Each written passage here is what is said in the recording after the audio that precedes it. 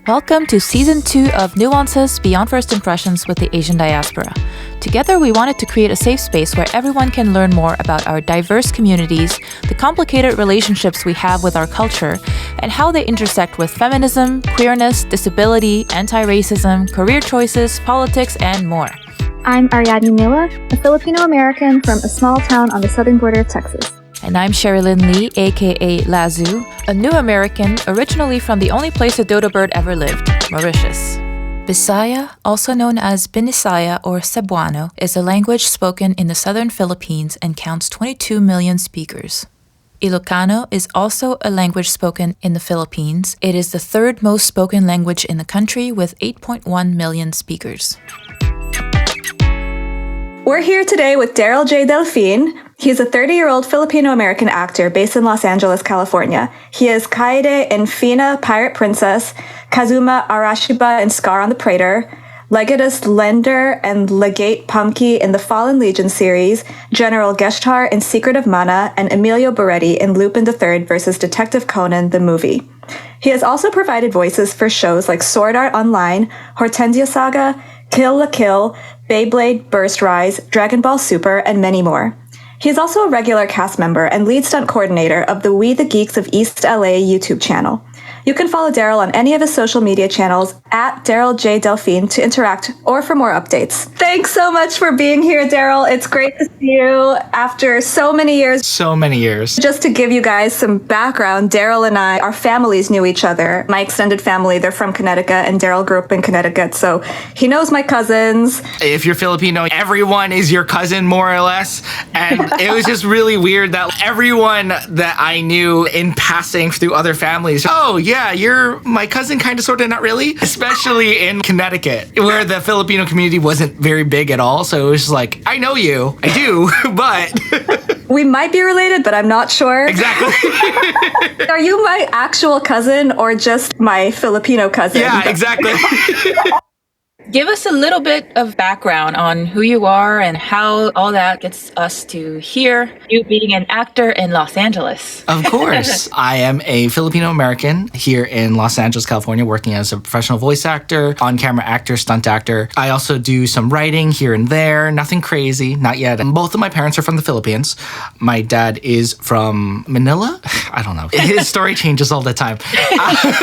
And my mom is from Bugasong. Let's see, what else can I say that makes me sound cooler than I already am? It's all just talk. It is. I'm literally no one. When did you first get an interest in acting? Was that always a thing as a kid, or did you pick that up later on? Yeah, the interest in acting has always been a thing. And for anyone that knew me in Connecticut, I am a huge Power Rangers nerd. That was my thing. I didn't have a whole lot of friends growing up that I could actively play with. And so when I was playing Power Rangers, in my own home, I was not just one ranger, I was all of them. I was the monster, I was the Megazord, and I would jump around and try to be everyone at the same time. It was very embarrassing. On top of the fact that I was also a huge anime nerd growing up. I love Pokemon, I love Digimon, Beyblade, all the 90s shows. I'm like my age show. And so I thought it was really interesting that when it came time for college, my parents, as a Filipino Asian parent would, they was like, you need something stable. And so I'm not great academically at all. I'm awful. I'm an awful adult. Art school was a happy medium, so I went to school for media arts and animation. I remember sitting in my very first class. It was a live drawing session. There was like a nude model in the middle of the room, and I was like, oh, cool, my drawing's so good. And I remember looking over at the person next to me, and it was just incredible. I was like, I'll get better. I know I will. I never really got better. But the whole acting thing actually happened by accident, because at art school, we had a whole bunch of art acting reference classes to show what characters would be doing in their animations or in video games or whatever it may be. One of the teachers for that was like, you're really good at this. Have you thought about doing this? I was like, no, I can't, because my parents don't want me to do that. It's a whole thing. I'm sorry. And then around 2012, my best friend, he was over at my place. He came into my room and he hit me with this giant flyer. He's like, hey, you're coming to Anime Expo with me. what? Very confused, obviously. But Anime Expo, for those of you not aware, I think it is the biggest anime convention in the US. But they had this thing called the open auditions, Bang Zoom's open auditions. They would give you a flyer and you would just stand on stage, you would yell the lines. It was just for fun, really. Though, if you did really exceptionally well, you would be granted an opportunity in one of their upcoming shows, like maybe background voices or something. So I did it. I yelled on stage. It was embarrassing. It was frightening. And I remember getting off stage and Tony Oliver, who was one of the original executive producers of Power Rangers, he is one of the directors for that specific studio. And he was like, hey, you're really good at this. Have you ever done this before? I was like, no. What are you talking about? And me knowing exactly who he is, the fan, it was a whole thing. But he was like, you should take one of my classes. I'm holding one on October 6th this year. And I was like, oh, that's my birthday. Sure, let's do it. Why not? Scrounged up the money for it, took a class. And then a year later, I was background Walla voices. They call background in anime Walla. I did Walla for Sword Art Online, and then it just kept snowballing from there. And so I was like, oh, this is, all right, it's working. This isn't the on-camera Power Ranger acting I was hoping for. I was auditioning for Power Rangers as well, but I'm acting finally. It only took forever, but it's working. That's my long backstory of how I ended up as an actor. That's a great story. Being a Power Rangers fan and then meeting...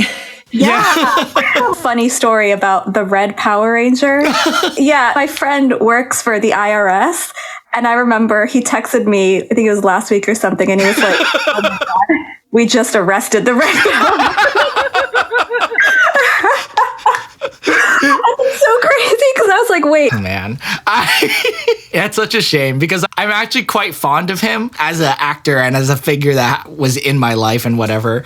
And there was this one time I went out to dinner with him, actually. We were at a convention and I am friends, thankfully, with a lot of the former Power Rangers. It's a weird mind trip to think about, but it's cool. And so I didn't get to interact with him really directly, but just being around him the entire night. We were at a Morton's Steakhouse, and it was just, oh my God, it's the Red Power Ranger. That's crazy. Darrel, don't say something stupid. That's going to come back to bite me. He's great, though. I hope everything works out for him, but whew. I hope so too. Yeah.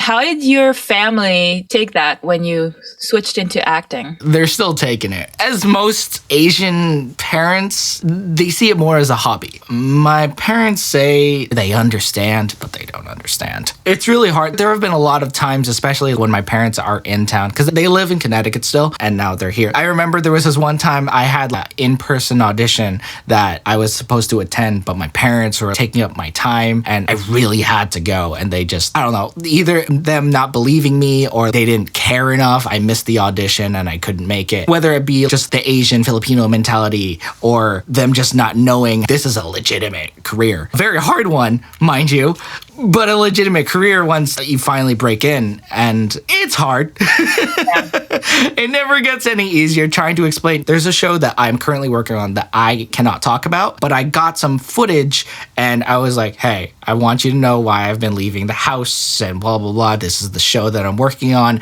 And I was really proud of it. I threw it on the TV. And the entire time, my mom's attention was like completely divided. My dad watching was like, what is that? It's the show that I'm working on. Oh, okay, fine. I don't care. Whatever. This was a waste of time showing you. I don't. But that's it. Will they get it? My extended family as well, my aunts and uncles back home in Connecticut, they're always like, so how is your job? And I explained that, I'm still acting. Do you have an actual job? Yes. Technically, it's finding excuses to appease our culture. Yep. Very Asian thing. Yes. I have the same thing. I left tech to do music. And every now and then somebody will slip something like, you're not working, so you could do this and that. And I'm like, I am working. I'm just not working for somebody else. And I'm just not doing what you think I should be doing. Yeah. Even though they are trying to come to terms with it and wrap their head around it, it still to them feels like I'm just having fun all the time.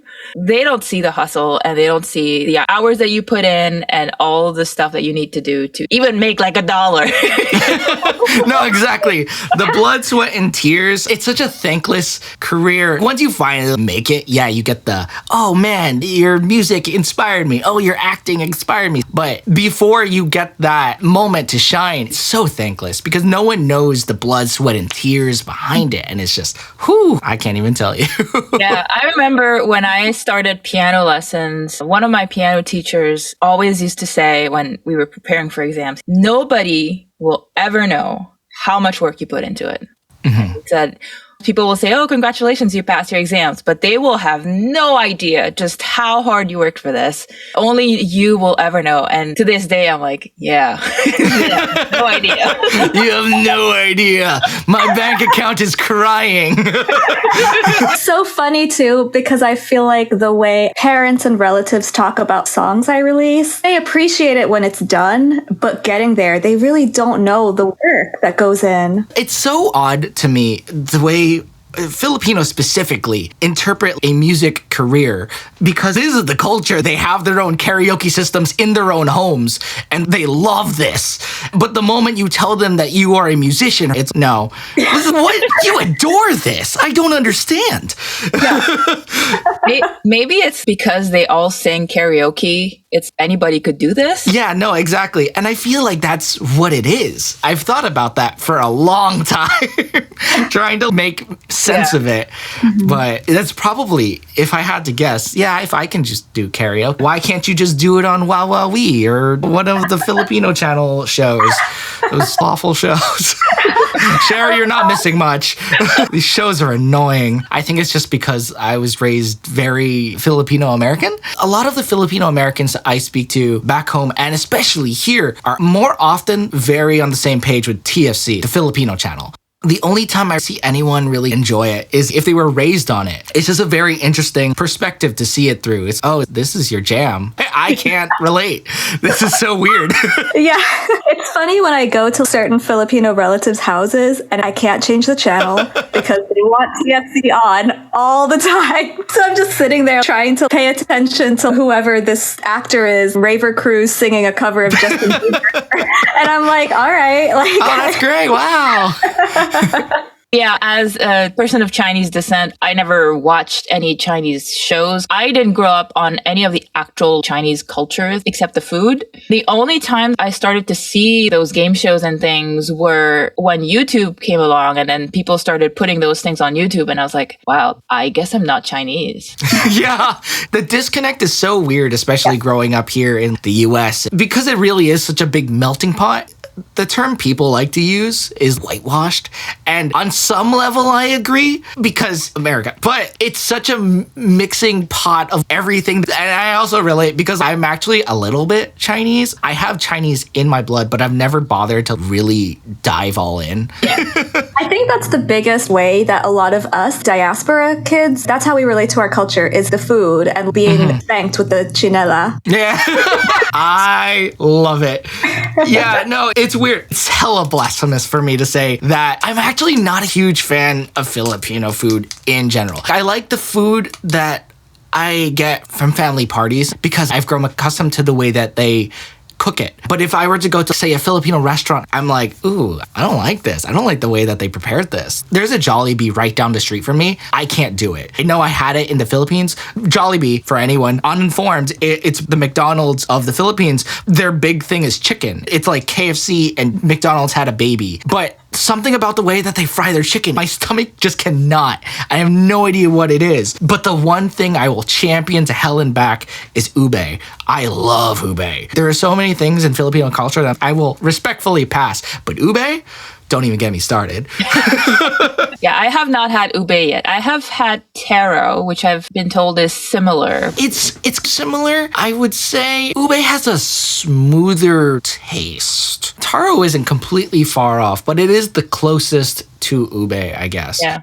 It's on my list of things to try. Is there anywhere around you that serves anything ube? I don't know. I haven't gone anywhere since COVID. So. That's completely fair. I've been making everything at home. Since March 2020, I have had takeout maybe 3 times. So we've been cooking everything. My husband makes bread and crackers and things. So like we've been just eating at home and we've gotten pretty good at making a lot of stuff. So now we're like, what's the point of going to the restaurant? We can make it better. There was a Filipino restaurant that opened here in Austin. And I was like, Dad, let's go check this out. It's not bad. But every time I take my parents to Filipino restaurants, they're always like, we can make it better. There's a Filipino restaurant here I see the advertisements for all the time. And I've told myself 1,000,001 times, I'm going to go. I'm going to be the worst Filipino in the world, and they're going to make fun of me for not talking Tagalog, but I'm going to go. And I still have not. That's the moral of the story. I still have not. And so since my parents are back east in Connecticut, I don't want to completely fail my Filipino side. I want to at least try and be a little bit Filipino. I don't know. I just cannot bring myself to go from the pure embarrassment of just like, I don't know, any of these dishes are. They're going to make fun of me. They're going to give me funny looks. But I can only imagine it's going to be the same exact thing you had just said. Oh yeah, I've had better. My parents can make it better. Oh, my family can make it better. One day I'll try it and I'll let you know. I had not had Filipino food and Ari gave me a recipe for adobo. So I made it. I've never tried it before, but I have a relative who's Filipino. So I was like, I was thinking of making adobo. Do you want to stay for dinner and tell me if it tastes right? And she's yeah. And it looked good. It looked legit. Yeah, so I made it, but I made it like a healthy version. And Okay. he said it tasted right, but it tasted healthier. So like, you can do it. You just have to change a few things. Yeah, you just need to like up the fat. It's so hard to diet, especially when my parents are in town.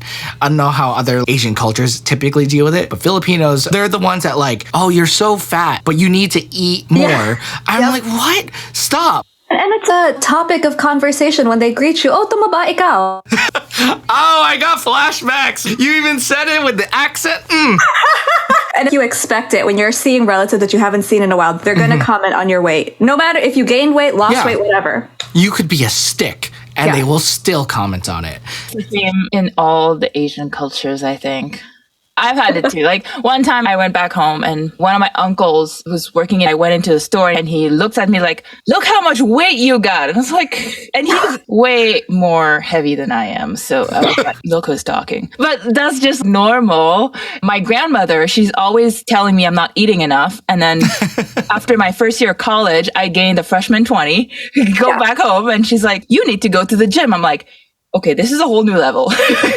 My grandma's telling me I gained weight. That's emergency level. But then she still fed me a lot of food. Make it make sense. Which is it? It's their love language. Yeah. A frustrating love language. It's funny how we have to interpret it too. We have to tell ourselves, even though this is not fun to hear, they mean it out of love. Like it's a lot of decoding. It's very interesting because I feel like any other culture would interpret this, oh my God, they're so mean. I can't wait to move out. This is awful. But as Filipinos, we're so hardwired to, no, they mean it. They mean it well, but shrug it off. They say it out of love and we have to interpret it as such. Obviously, it'll come to a point where it's like not cool, but for the most part, I feel like that's just the way that we're built to interpret these compliments. Definitely there's friction between the Western culture that we're brought up in and the Asian culture that our parents and our relatives were brought up in. I know that a lot of my relatives who are older, when somebody says, oh, you lost weight, they will take that as a compliment. I don't really see it that way, and it doesn't quite land that way with me, but I know where they're coming from. Yeah, no, exactly. I understand completely. Because of the pandemic and all that, I have gained a lot of weight. A lot of the stuff that I've recorded via pandemic has been from home, and my parents made a comment on my weight the other day, and I went, yes, I'm well aware that I'm very big now. So I know, out of love, but at the same time, really? Come on. And it's hard because there's just two different ways of thinking, two different cultures. And is one really right or wrong? Or is it just that we're different cultures? No, yeah, of course. I don't know. That's always something that I feel like is just going to be in our head. Yeah. There's no way around it. And it's really up to ourselves to decide whether or not it's a good or bad thing. Yeah, because I feel if you're not from the culture, like if you're white or you were brought up in a very Western family, you would look at this and say, oh my God, this is bad. This is abusive or whatever. Yeah. Oh, yeah, no, exactly. I've definitely heard that from like people's like, oh, that's so abusive. They can't treat you like that. I was like, yes, but... I agree with you. However, it's funny because I was telling a friend, white, half Mexican, white dude. His dad is a white guy. Like, they raised him differently. And I was telling him some of the things my parents said. Like, oh yeah, my mom said I'm going to get fat if I, and he was like, what? She said that? And I was like, yeah. And for him, it was like a huge deal. Whoa, people don't say it. But for me, it was just like a normal thing. Yeah, that's just a normal day with family. It shouldn't be a normal day with family, but that's just a normal day with our family. Yeah. And I think sometimes there's a lot of emphasis on just how outrageous these seem to the West, but not enough is told about the things that Westerners do that we're like, what?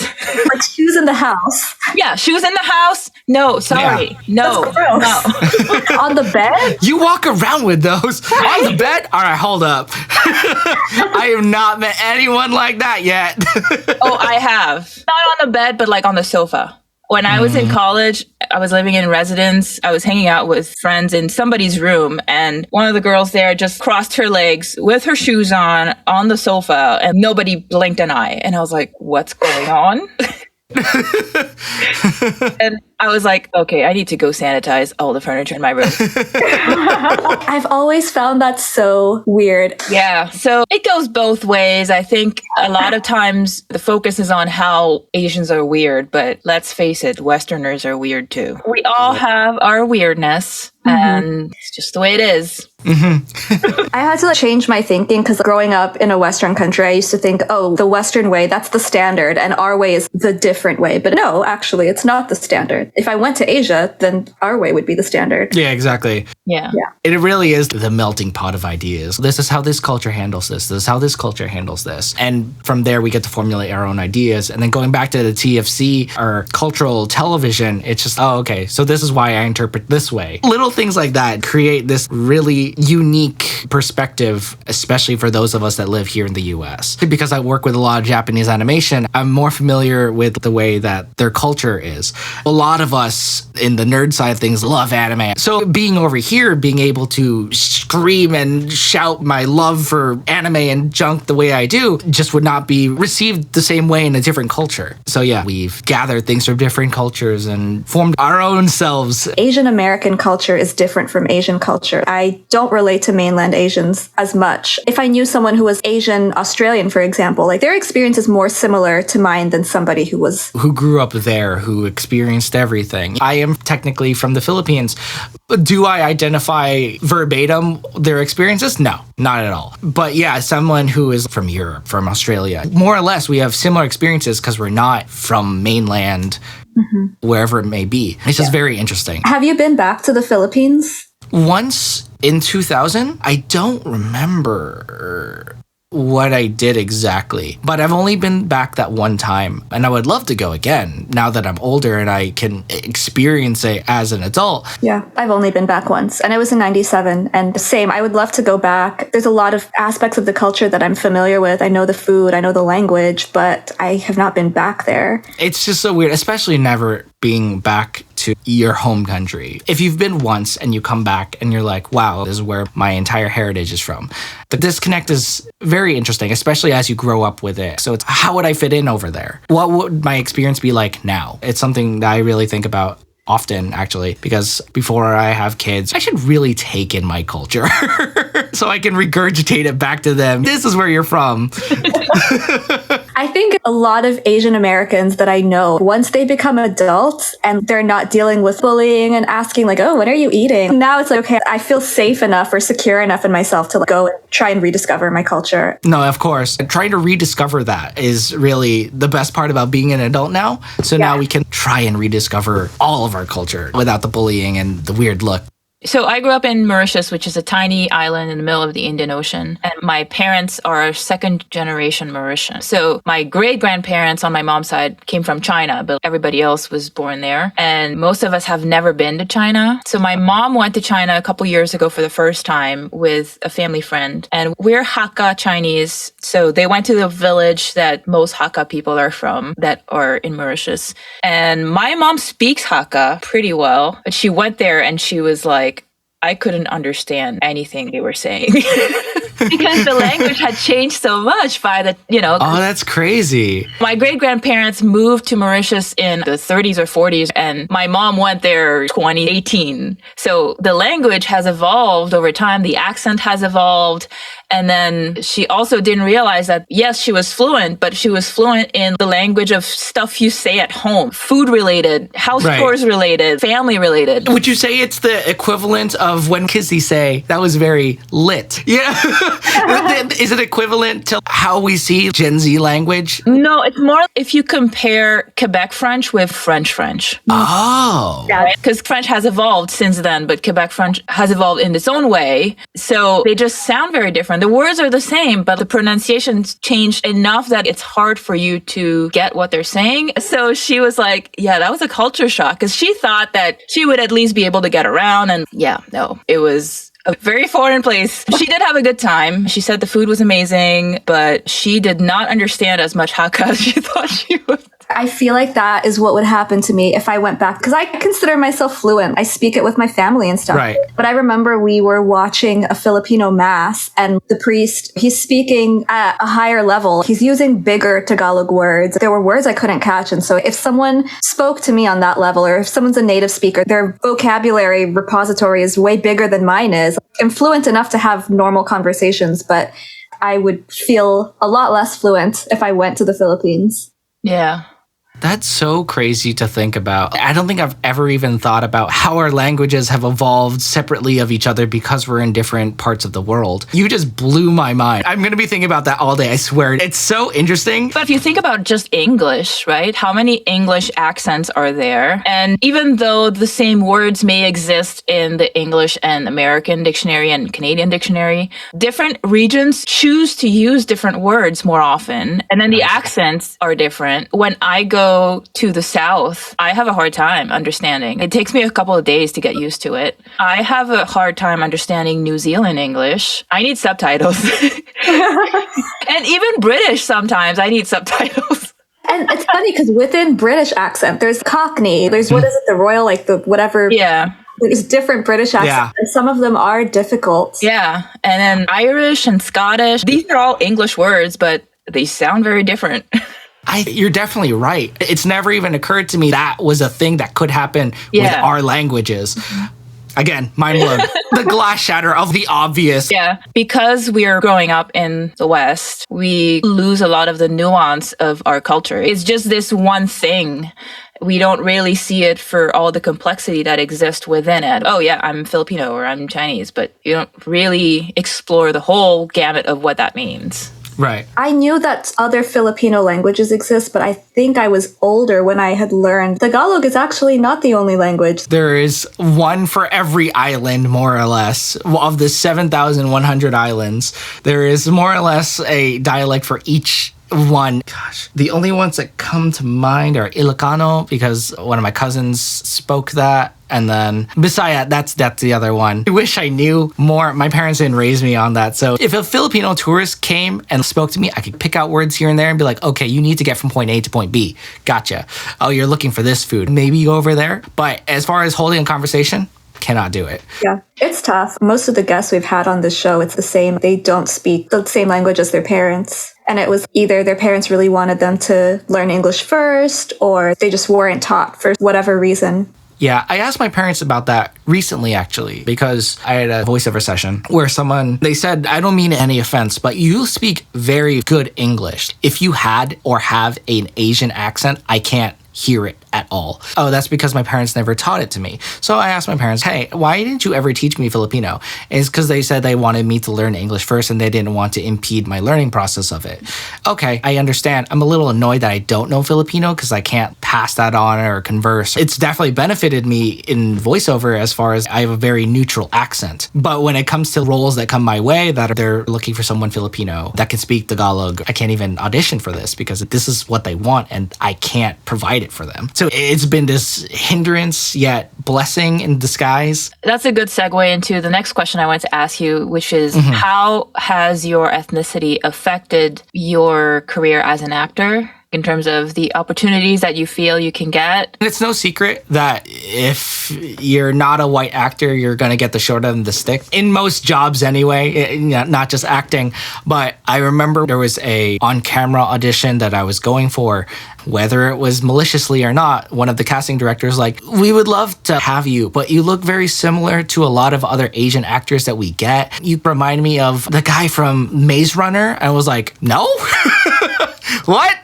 Not even close. And so that's always stuck in my head is, if I don't get on camera roles for whatever it may be, I look like every other Asian actor. On some degree, I can see that because I feel like I can look at myself unbiasedly and go, yeah, you look a little bit too similar. If they wanted specific silhouettes for a character, I would not stand out. Which is why I think voiceover is something very interesting that I can literally be anyone. No one would know any better as far as what I look like if I didn't blast my social media with pictures of myself. As far as that goes, a lot of voiceover right now, not to call out any of the studios that I work with, but a lot of them are very white centralized casting rosters. There is a lot of shows prior to pandemic that were very white with maybe 1-2 black actors, maybe a couple Asian actors. There is a lot of Asian people in this community and they're just not getting auditions. They're not getting the sides. It's the same 5 white actors for the same shows. Are you kidding me? Really? And if we wanted to get representative casting, none of you should even be in the show technically. We should all be Japanese. But that's a whole other can of worms I'm not even going to open up.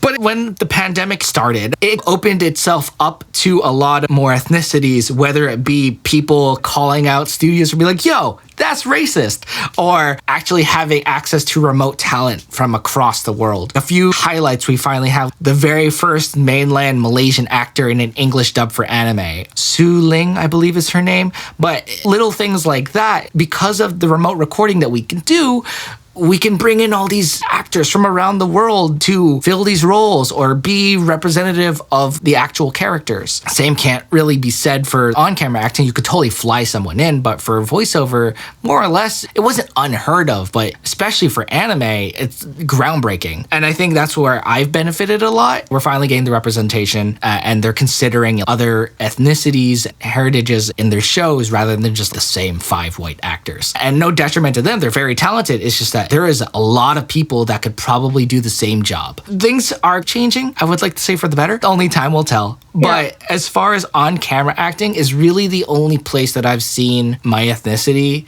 and the whole Asians look the same stereotype really affect me. Voiceover, not nearly as much. And then there's also the fact that I can't speak my native language. And so it has been a little hard, especially because people are reaching out now. We're trying to include more cultural references and more languages in our shows. And so I'm like, oh, cool. I would love to audition for this, but I can't speak anything. I can throw little things like, ano? Little words here and there, but I would never be able to speak the language. And it's frustrating when I can't do that. This looks like such a fun character, but I can't even humor it. So yeah.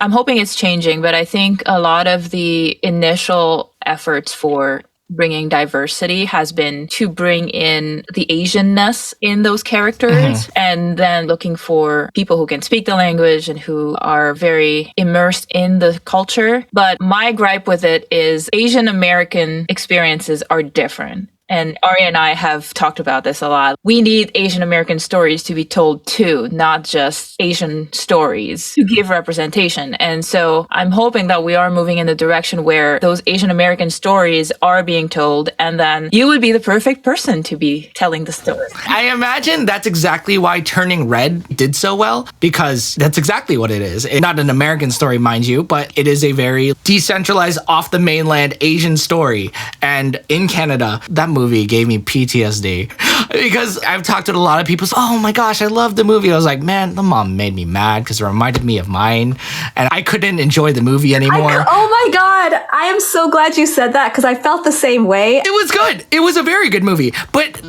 it got to a point where I can't enjoy this. Every action this mother is making, I'm getting so mad. Please stop. Disney movies don't need villains anymore. Where now we just have to villainize our parents' actions that mortified us as kids and ruined us as we became the adults. We don't need villains that take over the world. No, we just have growing pains and intergenerational trauma. That, exactly. Intergenerational trauma. It's so funny. Like my two current favorite Disney animated, it's Encanto and Turning Red. Which is literally just that. Yeah. Encanto even more because the grandmother reminds me of another family member that I just... And it's so funny because I'm watching that film and Abuela apologizes and I'm like, in real life, that would not happen. Nope. I will never talk to you again. I'm disowning you from my family. Yeah, no. Yeah. What are your thoughts on Raya? Because I had many thoughts on it. It was all right. As a movie, it was all right. And even what it is representative of Asian culture, I feel like it didn't do enough. I don't know if you guys saw the controversy, and I apologize if anyone's listening to this later and is like, no, he's wrong. They cast a bunch of misrepresented Asians in these roles. I agree that is a missed opportunity, but that's also one of the facets of voice acting that it's fine. But it's a Disney film, so of course the attention is going to be, oh, did they do this correctly? Are they being really representative as one of the big multimedia franchise people? And so people are definitely going to look on that. The way the story was told, it was very, very westernized. And it did not push nearly into the Asian territory as I thought it would have. It was very safe as an Asian film. Yeah. It felt like they just created this really generic Southeast Asian culture that doesn't exist. It just felt very generic in terms of the way it was represented. In some films and movies, I think it's fine if you create your own version of a specific culture, as long as it makes sense, because it is Asian. And how very clearly Asian it is, it was just, no, this isn't. You didn't do enough. It just wasn't great. It wasn't bad, but it wasn't great either. So of all of the characters that you've played so far, which one would you say was your favorite and why? Of the current ones I can talk about, it would be Kaede in Fena Pirate Princess. Kaede is very much like me. And if you can't grasp from my personality throughout this entire podcast, I am just ridiculous. My energy is all over the place. And it's not an exaggeration. I have no off switch. And Kaede, the worst part about it is he's one of two. He has a twin in the show. His name's Enju. And Kaede generally feels like he is the more mature twin, but he's really not. And he's always going around yelling, all excited. And then the times that he is calmed down, he just has this giant smile on his face. There is a lot of action in the show, and it's nice to see that as a pirate and samurai, he's able to switch between his two sides very quickly. And I feel like that's something that happens to me too. As a martial artist, I have this mode that only intensified when I moved out here to LA because LA is not safe. Doing stunt work for me is fun, and I love it to death. But it is also very hard for me because if I get into an altercation, my mind doesn't just go, oh man, I should get out of here. It goes into, how do I defend myself? I think seeing that in Kaede also, when he needs to get into action, he does it, especially with his brother. The other actor, Brandon Winkler, who plays Enju, I've always thought of him as a voiceover brother. He's been there for me throughout our entire careers, and so it was very nice to be one half of this chaotic ball of sunshine. He's just such a great character. I love him so much. I wish he did more in the show, but I love him so much.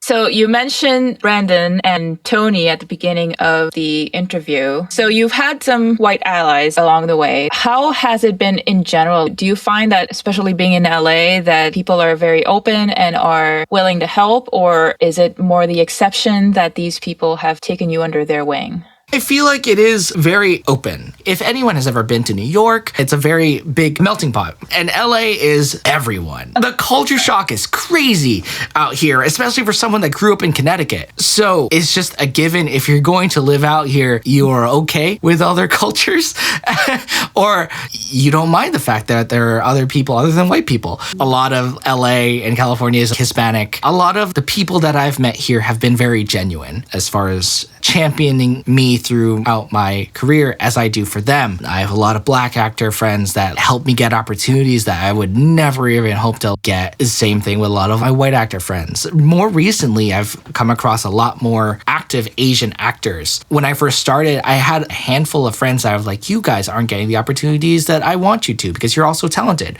And I know so many now. I'm actually struggling to think of them all as I talk, which is so incredible. Why did it take me so long to find all of you?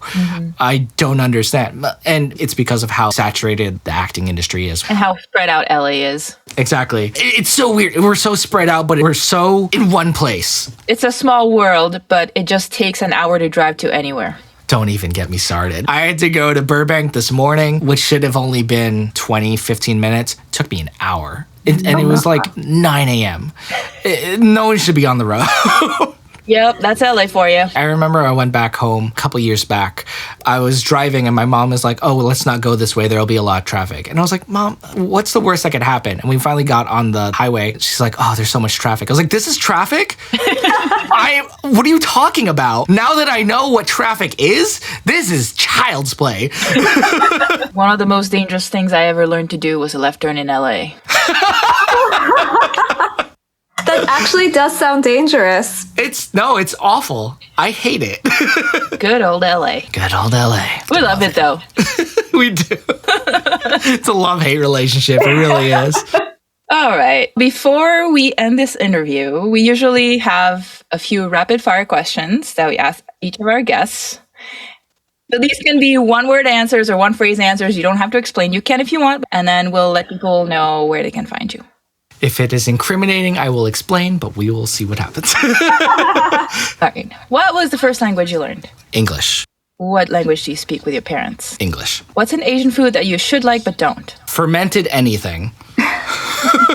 What's an Asian food that you'll never get tired of? Ube? Ramen. What's a stereotype about your culture that is actually true for you? A lot of us aren't great at driving. I'm great at driving, but...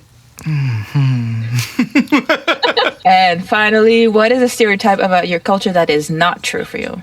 Can I say driving again? It's true. I'm going to go with driving again. All right. Because I feel like that is such a big stereotype. If I'm ever on the road and someone's in front of me and I pass them and I'm like, oh, of course you're Asian. Why are you proving the stereotype? Why are you doing this?